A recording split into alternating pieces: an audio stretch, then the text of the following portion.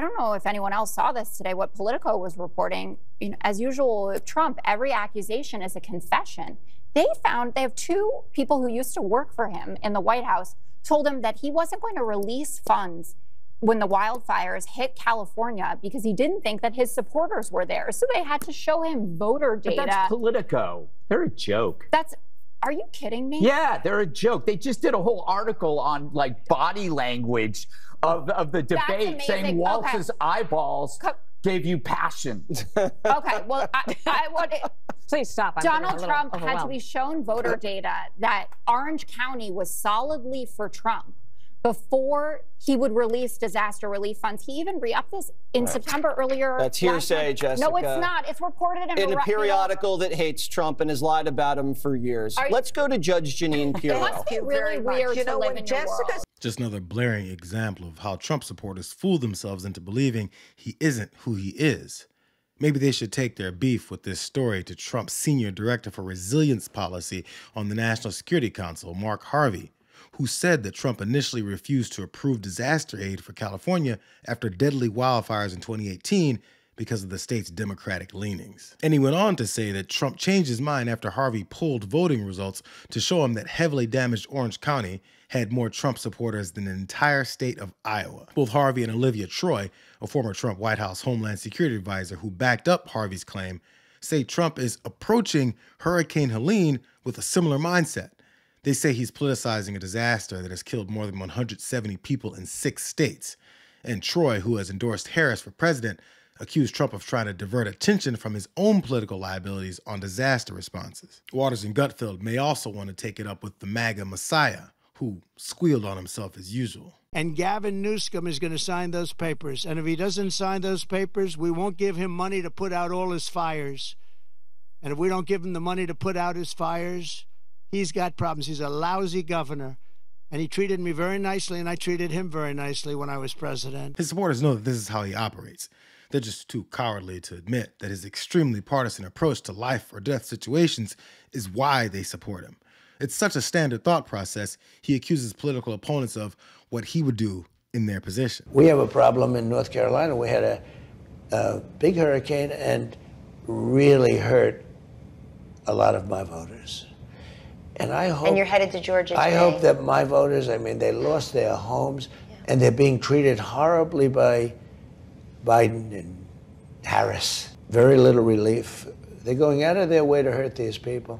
And I hope they just say, we're going to get you, and we're going to not let... You know, they're being treated very badly in the Republican areas, right? In North Carolina, the government is treating them very bad. It's a Democrat governor. I hope they get the need. They're being treated very badly. And the Biden-Harris team is also treating Republican areas. They're not getting water. They're not getting anything. I hope they're going to say, we're going out to vote. We're going to get rid of these people because they have destroyed our country. Because some areas that are like 100% Trump have been just decimated. And if I were president, they would be taken care of so well. But these people are they're going out of their way to hurt these people, which shows you how sick and how evil this administration is. He didn't even have the guts to back up his accusations with evidence when asked. Democrats intentionally not getting aid to Republican areas. What was that in reference to? Governor Kemp did call. Where's that coming from? Biden did call Governor Kemp yesterday. Any evidence for that, Mr. President? Very difficult to hear his response there on that clip, Katie, but his answer was, take a look. Essentially, I've got nothing to show you right now. Go find it yourself. Another from the kind of Trump staple of responses when pressed on something like this. I tried to follow up with him a little bit further down the rope line, but didn't have any better luck there. And in the midst of this cycle of dangerous lies, he knows just as much about what he told the reporter to take a look at as he does about the disasters that he simply uses as partisan weapons. California, the purpose of your trip tomorrow? Just to see the firefighters. Nobody's ever seen what's going on over there. It's incredible what's going on, and burned beyond recognition. They can't even see the bodies. It's incredible. I was watching the firemen the other day, and they were raking areas. They were raking areas where the fire was right over there, and they're raking trees, little trees like this that are not trees, little bushes that you could see are totally dry. Weeds. and they're raking them, they're on fire. That should have been all raked out. What about the argument? You wouldn't have the fires. What about the argument it's climate change, that it's drier, it's hotter, and that that's contributing to it? Maybe it contributes a little bit. The big problem we have is management. When I was in a certain state, I won't say which, the governor said, you know, we've tested it. We clean out areas, and we actually set the fire just to see. We lose almost nothing. We can put it out right away. And then we leave areas unmaintained. He said, we'll lose 100,000 acres before you even know it. You need forest management. Does seeing this devastation, though, change your opinion at all on climate change, Mr. President? No. I have a strong opinion. I want a great climate. We're going to have that, and we're going to have forests that are very safe.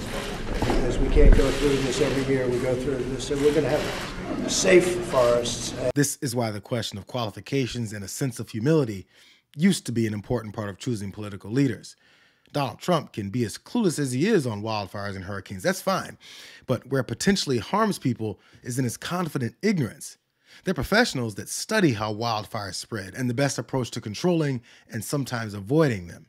But instead of respecting the work of folks that may know more than he does, it seems to offend him to accept anything that doesn't end in people thinking that he's just superior. I would like to express my sympathy and warmest regards to the people of Hawaii, and specifically all of those who have been so gravely and irreparably hurt by the tragedy of the wildfires in Maui, something the likes of which have seldom been seen anywhere at any time. The sad thing is, it should never have happened.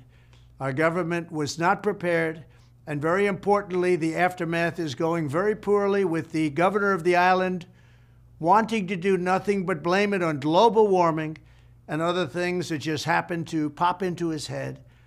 When asked about it today, as he was getting into a car, perhaps coming home from the beach, where he has been spending a great deal of time, crooked Joe Biden, the most incompetent president in the history of our country, with a laugh and a smile said he had no comment on the death and the tragedy. In any event, hopefully everyone will be able to pull together so that a horrible situation does not get even worse. Was he hoping to send out sympathy in regards to the victims in Hawaii? Or was the purpose of that statement to prey on people's emotional state to sway their political opinions? Now, sure, politicians do criticize each other's policies and their effectiveness in their pitches to take their seat. But considering the fact that the former president tells us he's right much more frequently than the results prove, a little bit of humility would go a long way. Instead, from top to bottom, his party's politics make sure not to solve problems and opt for characterizing everything as being purposely created by Democrats. Secretary Alejandro Mayorkas sounding the alarm on FEMA funding right after the devastation of Hurricane Helene. Listen. We are meeting the immediate needs with the money that we have. We are expecting another hurricane hitting. We do not have the funds. FEMA does not have the funds to make it through the season. But the guy that can't see a tragedy without finding a way to personally benefit from it took that information and he said this. They stole the FEMA money just like they stole it from a bank so they could give it to their illegal immigrants that they want to have vote for them this season. You know, they're trying to get them on the voters' roll. We cannot let that happen. This is the worst response in the history of hurricanes. He's never made a hyperbolic statement that he didn't fall in love with, almost as much as he's never come across an opportunity to lie that he didn't enjoy. Let me tell you how. A Trump campaign spokesman pointed to FEMA's Shelter and Services Program, which gives grants to local governments and nonprofits to take care of undocumented immigrants. Congress boosted the budget from $360 million in fiscal year 2023 to $650 million in fiscal year 2024.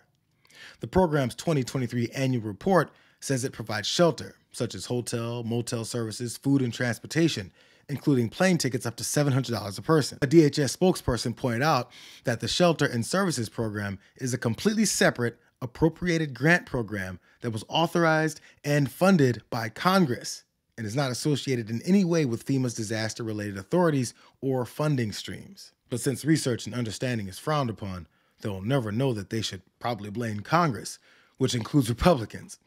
But the best part is that, again, Donald Trump is guilty of the very thing he accuses his opponents of. Because in 2019, the Trump administration, in the middle of hurricane season, told Congress that it was taking $271 million from DHS programs, including $155 million from the disaster fund, to pay for immigration detention space and temporary hearing locations for asylum seekers who have been forced to wait in Mexico. The monthly reports issued by the FEMA Disaster Fund show $38 million was plucked and given to Immigration and Customs Enforcement in August of that year, just before the prime storm period of September and October. So as usual, the only person targeting his voters and Republican areas is Donald Trump. It's just that his objective is to deceive them. In Maui, by the way, the $700 was the FEMA limit. So Donald Trump and his supporters are running the same old tired playbook that they did with Maui and they did with East Palestine. So not only was Joe Biden on top of this, he signed the disaster declarations even before the storms hit to make sure that there would be no delay in goods and services.